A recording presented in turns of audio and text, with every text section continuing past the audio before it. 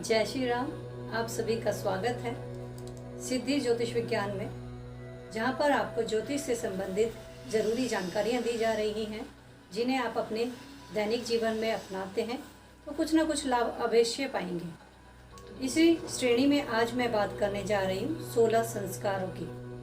16 संस्कार जो हमारे ऋषि मुनि जो वैज्ञानिक थे उस समय के, उसी समय जान लिया था कि संतान उत्पत्ति करते समय यह संतान का जो स्टार्टिंग है वो मानसिकता से होता है। जब एक स्त्री और पुरुष संतान के लिए सोचते हैं, वहीं से संतान का आरंभ होता है।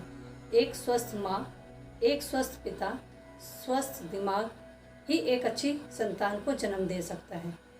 16 संस्कार कौन कौन से हैं, ये आपको जानकारी मैं अभी दे रही हूँ। आज हम बात कर रहे हैं 16 संस्कार में अन्नप्राशन संस्कार, जो 7वें नंबर का संस्कार है। जैसे नाम से विदित हो रहा है, अन्नप्राशन यानी कि अन्न का सेवन करना।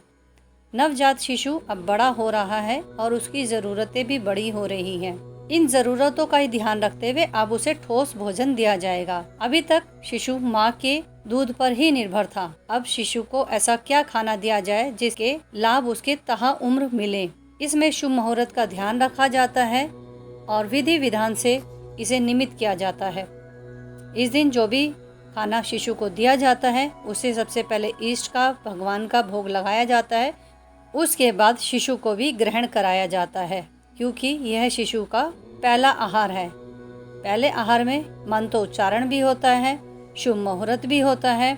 उस शुभ मुहूर्त में जब पहला अन्न खाता है शिशु, तो उसका मानसिक विकास और शारीरिक स्वास्थ्यता की भी कामना की जाती है। अब हम बात करेंगे चूड़ा कर्म संस्कार। 8 नंबर का संस्कार है। यह संस्कार क्या है और इसके क्या लाभ हैं? चूड़ा कर्म संस्कार यानी कि मुंडन संस्कार, जिसमें शिशु के अभी तक बाल जो जन्म के समय मिले थे, उन बालों को जन्म के पश्चात बच्चे का मुंडन किया जाता है। इसका कारण यह है कि जब बच्चा माँ के गर्भ में होता है, उसके सिर पे बहुत से बाल होते हैं, जिसमें कुछ हानिकारक बैक्टीरिया भी होते हैं, जीवाणु भी होते हैं और पिछले जन्म की परछाई भी होती है।